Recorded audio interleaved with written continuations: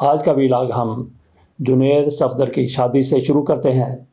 بڑی خوشی ہوئی، اس بچے کی دوسری شادی ہو گئی۔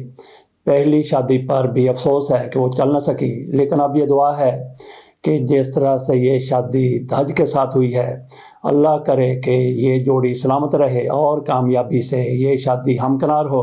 اس میں 3 روز تک لگاتار تقاریب ہوتی رہیں۔ پہلے روز 16 جنوری 2026 کو مہندی کا فنکشن تھا، دوسرے روز پھر بارات آنی تھی اور تیسرے روز پھر ولیمہ تھا۔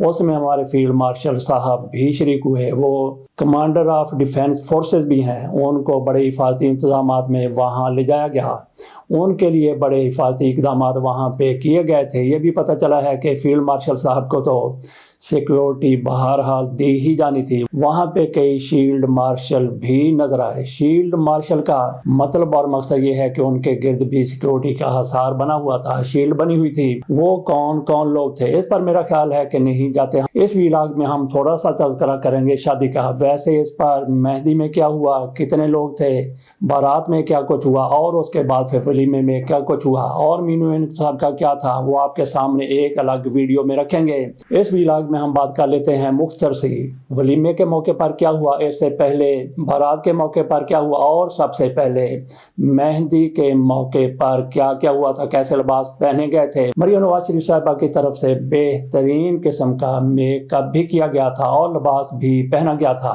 بلکہ کچھ لوگ کہتے ہیں کہ دلہن سے زیادہ مریم نواز شریف صاحبہ سجی ہوئی تھی، اور پھر ان کے ساتھ جس طرح سے مریم اورنگزیب صاحبہ اور اس کے ساتھ ساتھ عظمیٰ بخاری صاحبہ، وہ بھی بن ٹھن کے بڑا میک اپ کر کے آئی تھیں۔ کہا جاتا ہے کہ ان خواتین کی طرف سے ٹرانسفارمیشن کروائی گئی تھی، اپنے چہرے کو خوبصورت جتنا بھی ممکن ہو سکتا ہے بنایا گیا تھا۔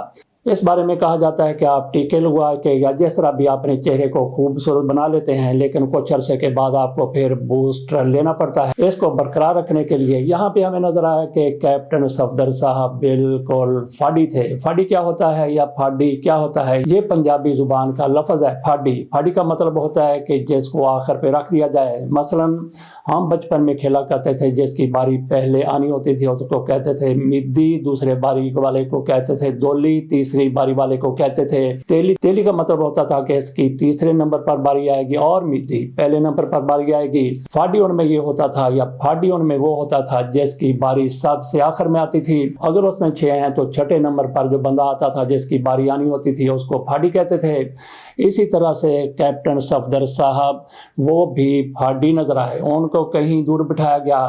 مہندی کے موقع پر مریم نواز شریف صاحبہ اپنے بیٹے کا ہاتھ پکڑ کے آگے لے گئیں، جبکہ رسم یہی ہے کہ باپ اور ماں اکٹھے بیٹے کا ہاتھ پکڑتے ہیں، اسٹیج تک لے جاتے ہیں یا جہاں تک لے جانا ہو، جو بھی وہاں پہ مرکزی پوائنٹ بنایا جاتا ہے لے جاتے ہیں۔ مریم نواز شریف صاحبہ کی طرف سے یا اس خاندان کی طرف سے کیپٹن صفدر کو پیچھے رکھا گیا، مریم نواز شریف صاحبہ آگے رہیں، جبکہ یہ بھی کہا جاتا ہے کہ اس طرح سے جس طرح سے اگنور کیا گیا، پھاڈی رکھا گیا کیپٹن صفدر کو، اس پر جنید صفدر بھی تھوڑے سے جوز نظر آئے تھے، لیکن وہ بھی خاموش رہے۔ بہرحال تینوں تقریبات بڑے زبردست طریقے سے ہو گئیں، اور اس میں جو مینیو رکھا گیا عام لوگوں کے لیے تو 1 ڈش کی پابندی ہے، لیکن وہاں پہ 1 ڈش کی پابندی نہیں کی گئی۔ کیا کیا مینو تھا، کھانے میں کیا تھا؟ ایک نہیں بلکہ کئی کھانے موجود تھے۔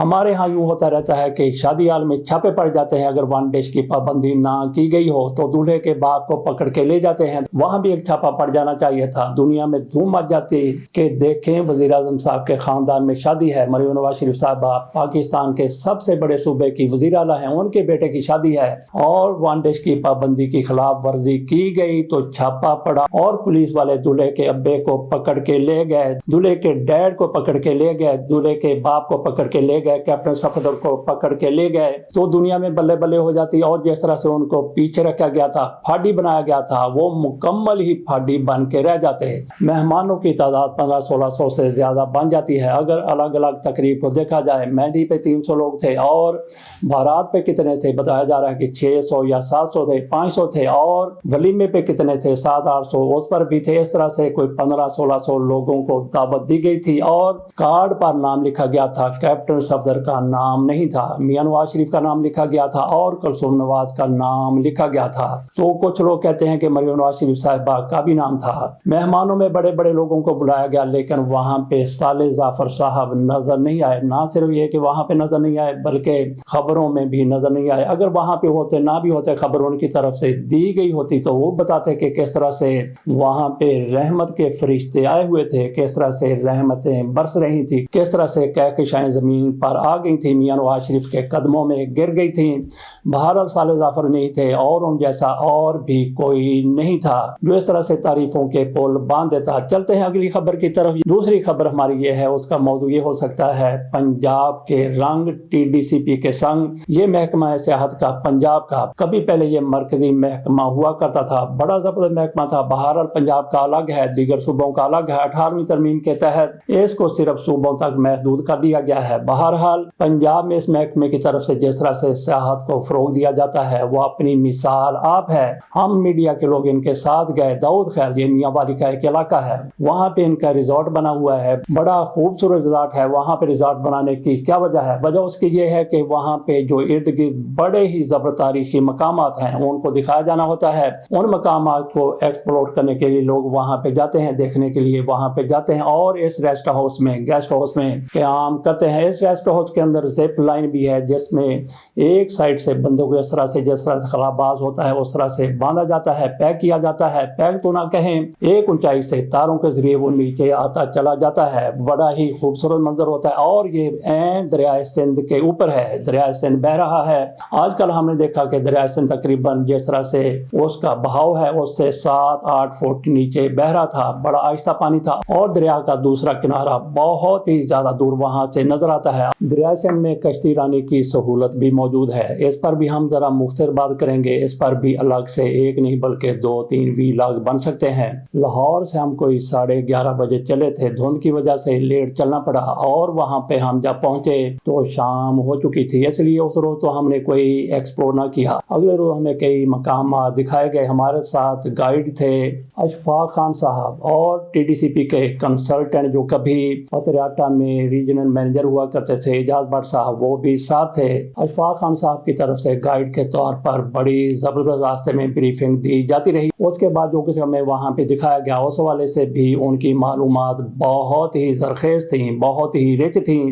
بہترین گائیڈ ہم نے ان کو پایا. جیسا کہ میں بتا رہا تھا کہ ریزورٹ کے قریب ہی دریائے سندھ میں کشتی رانی بھی کی جاتی ہے اور اسی ریزورٹ کے اندر بچوں کے کھیلوں کا بھی اہتمام ہے اور اس کے ساتھ ساتھ سوئمنگ پول بھی وہاں پہ ہے جس میں سلائیڈنگ بڑی زبردست قسم کی بنی ہوئی ہے. اور جب ہم گرد و نواح کے علاقے دیکھنے کے لیے گئے تو وہاں پہ ماڑی کی جو نمک کی کانیں ہیں وہ دنیا کا بہترین نمک پروڈیوس کرتی ہیں. وہاں پہ پنک سالٹ کی بڑی بڑی ڈھیریاں لگی ہوئی تھی. اس کے ساتھ ساتھ ہم نے پھر کالا باغ جو قصبہ ہے یا شہر ہے اس کا بھی وزٹ کیا اور ہم وہاں پہ اس ریسٹ ہاؤس میں بھی گئے. وہ بھی دریائے سندھ کے عین اوپر ہے جس میں ملکہ الزبتھ بھی آ کے ٹھہری تھی. اسی طرح سے نہرو بھی وہاں پہ آ کے ٹھہرے تھے, امریکی صدر بھی وہاں پہ آ کے ٹھہرے تھے کیونکہ ان دنوں ملک امیر محمد خان نواب آف کالا باغ وہ گورنر پنجاب ہوا کرتے تھے. بڑے طاقتور گورنر ہوا کرتے تھے. مغربی پاکستان کے بھی وہ گورنر رہے. اس حیثیت سے پاکستان میں مہمان آتے تو وہاں پہ وہ ان کو لے جایا کرتے تھے. اس لیے ان بڑی بڑی شخصیات کی طرف سے کالا باغ کا